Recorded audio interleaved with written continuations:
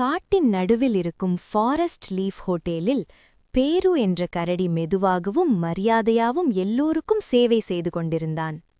ஒரு நாள் ஒரு அகங்காரமான மனிதன் ஹோட்டலுக்கு வந்தான்.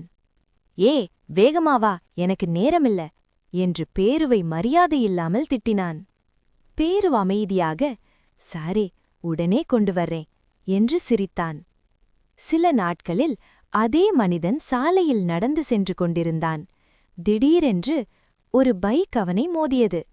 அவன் தரையில் விழுந்து உதவி கேட்டு பார்த்தான். யாரும் இல்ல. அப்போது யாரோ அவனை மெதுவாக பிடித்து கிளப்பினார். அவன் தலை தூக்கி பார்த்தான். அது பேரு. சாரே, பயப்படாதீங்க, நான் இருக்கேன். மனிதன் கண்ணீர் மலக, நான் உன்னை கெட்டவா நடந்து கொண்டேன், நீ ஏன் உதவுற?